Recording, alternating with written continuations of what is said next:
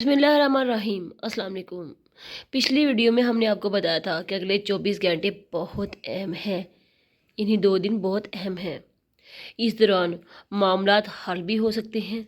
अगर मामलात हल होते हैं तो वेल एंड गुड, मगर अगर ऐसा नहीं होता तो कशीदगी मज़ीद बढ़ जाएगी, बल्कि शदीद बढ़ जाएगी। और इसकी वजह है कि आसिम मनीर साहब भी अपने गुस्से में नढाल हैं, और दूसरी तरफ इमरान खान साहब को अपनी मकबूलियत पर बहुत नाज है। आसिम साहब को अपनी ताकत पर बहुत नाज है। ये दो दो ताकतें आपस में टकराई हुई हैं। अब इन दोनों के दरमियान मामलात न जाने कैसे ठंडे होंगे। सब लोग इस बात से काफ़ी परेशान हैं, और कुछ लोग इन इसका बल्कि काफ़ी ज़्यादा लोग इन चीज़ों का हल निकालने की कोशिश कर रहे हैं, मगर मामलात कुछ हल होते नज़र नहीं आते। कुछ लोग खान साहब को तजावीज़ दे रहे हैं कि वो बैरून मुल्क चले जाएं, मगर खान साहब ने इस बात को मानने से साफ इनकार कर दिया है। उन्होंने बाहर जाने से बिल्कुल इनकार कर दिया है, इस मामले को, इस तजावीज़ को रद्द कर दिया है। खान कहते हैं कि उनका जीना और मरना इसी मुल्क में है और वो कहीं भी नहीं जाएंगे। खान साहब खुद भी कहते हैं कि 9 मई को जो वाक़या हुआ उस पे एक्शन लेना चाहिए और उसकी मुकम्मल इन्वेस्टिगेशन होनी चाहिए, क्योंकि खान साहब को यकीन है कि 9 मई के वाक़यात से उसकी पार्टी का या उसके कारकुनान का या फिर उसका खान साहब का कोई ताल्लुक़ नहीं है। खान साहब ने कहा कि हम सिर्फ इलेक्शन चाहते हैं पुरअमन तरीके से, और इसके अलावा हम कुछ नहीं चाहते, हम झगड़ा नहीं चाहते। हमारा झगड़ा ना आर्मी से है, ना चीफ से है, और ना किसी और से है। हम सिर्फ इलेक्शन चाहते हैं। नई 9 मई को जो कुछ भी हुआ वो उसकी मज़ाहमत ऑलरेडी कर चुके हैं, और वक़्त गुज़रने के साथ साथ खान साहब और भी मज़ीद मज़बूत होते जा रहे हैं। और इसकी एक वजह है कि जब कोई बेकसूर होता है तो लोग उसको कब तक अपनी गिरफ्त में रख सकते हैं, आखिर उसको तो आज़ाद होना ही होता है।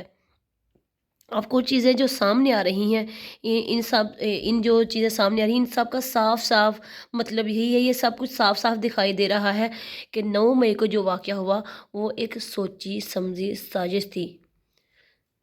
वो एक सोची समझी साजिश थी, और उसमें बहुत कम चांसेस हैं कि पीटीआई का कोई भी बंदा इन्वॉल्व हो। ये सब कुछ एक प्लान था, और जो कोई काफ़ी देर से किया हुआ था। तो इसमें से कुछ अनासर जब इजलास निकला तो उसमें से कुछ अनासर थे, और जैसे कि और ये कुछ लोगों का ये भी कहना है कि ये ज़्यादातर काम गुल्लू और भुट्टो का है।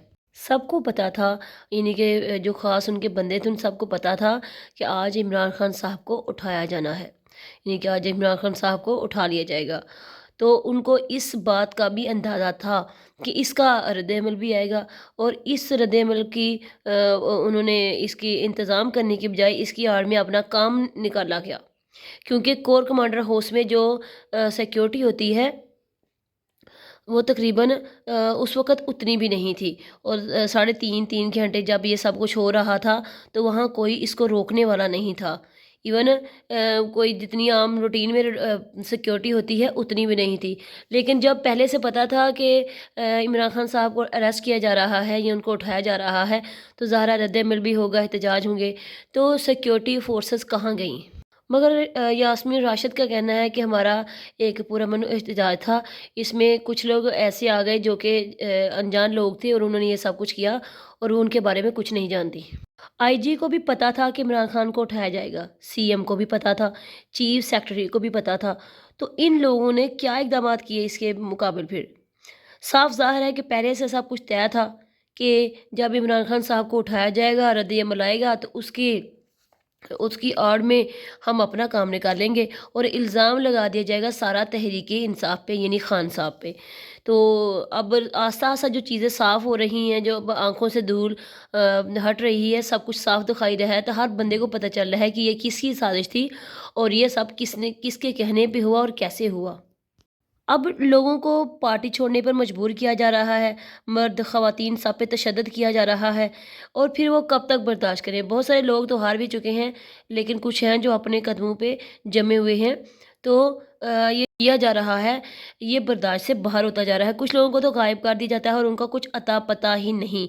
इमरान रियाज का भी अभी तक कुछ अता पता नहीं है। اور علی محمد خان کو جیسے گرفتار کیا گیا، وہ جب باہر نکلتے ہیں گاڑی میں بیٹھنے لگتے ہیں بڑے آرام سے، تو ان کو دوبارہ گرفتار کیا جاتا ہے۔ تو یعنی کہ ایک طرف سے ان کو رہائی ملتی ہے تو دوسری طرف سے اسی ٹائم ان کو گرفتار کیا جاتا ہے۔ یہ چل رہا ہے ابھی سب کچھ۔ ان ان سارے مسئلوں سے جو سب سے زیادہ فائدہ اٹھایا وہ ہے نون لیگ نے اٹھایا۔ مولانا فضل الرحمان نے، مریم نواز نے، رانا ثناء اللہ نے اور نواز شریف میں، ان سب لوگوں نے بہت زیادہ فائدہ اٹھایا اس مسئلے سے جو بھی 9 مئی کو ہوا۔ اب پاکستان تحریک انصاف پہ جو پابندی کی بات ہو رہی تھی اس کا بھی چیپٹر کلوز ہو چکا ہے، کیونکہ ایسا تو ممکن نہیں۔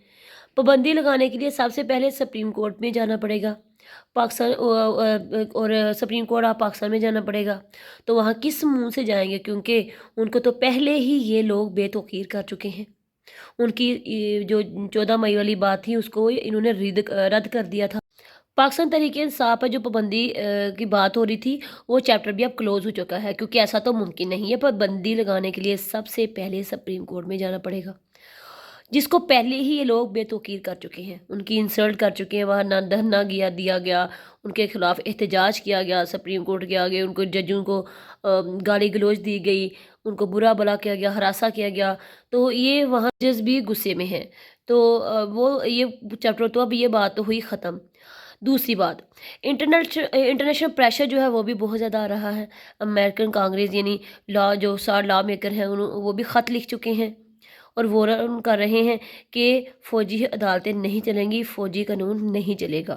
انہوں نے انم شیخ کو بھی گرفتار کر لیا گیا تھا، ابھی تک ان کا کچھ پتہ نہیں ہے، ان کی گرفتاری ہو چکی ہے اور ابھی تک گرفتاری کا سلسلہ مزید جاری ہے۔ جو بھی تحریک انصاف کے کارکنان ہیں ان کو گرفتار کیا جا رہا ہے۔ ایک خبر یہ بھی ہے کہ حکومت کے آپسی تعلقات بھی خراب ہو رہے ہیں، آپسی اختلافات بھی بڑھ رہے ہیں۔ صرف یہ معاملہ جو حکومت اور جو دوسرے لوگ ہیں جو ان کے ساتھ ملے ہوئے ہیں ان کے آپس میں لڑائیاں چل رہی ہیں اب، کیونکہ مولانا اور مریم نواز شریف جو ہیں وہ یہ کہہ رہے ہیں کہ آپ نے ہم سے وعدہ کیا تھا کہ آپ 2-3 دن میں عمران خان صاحب کو گرفتار کر لیں گے اور ان کو جیل بھیجیں گے، دوسرا ان کو ملک سے دربدر کروائیں گے، ان کی جو پارٹی ہے اس کو توڑ دیں گے، مگر ایسا کچھ دکھائی نہیں دے رہا۔ اس لیے ان کے آپس میں بھی کافی زیادہ جو چیزیں ہیں وہ خراب ہو رہی ہیں۔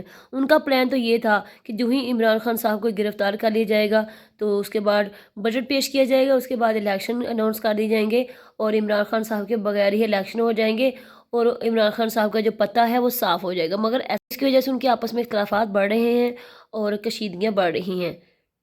معاملے کے بعد جو اہم ترین ڈیولپمنٹ ہوئی ہے وہ یہ ہے کہ عمران خان صاحب کو کال آئی ہے، فون آیا ہے قومی سلامتی کے مشیر سابق جان بولٹن کا، ان کے ساتھ ڈسکشن ہوئی ہے۔ عمران خان صاحب نے ان سے پاکستان کی جو مسائل ہیں وہ شیئر کیے ہیں، انہوں نے بھی ان کے بارے میں پوچھا ہے۔ اب بہتری کی امید ہے کہ شاید اب کچھ بہتر ہو انشاءاللہ۔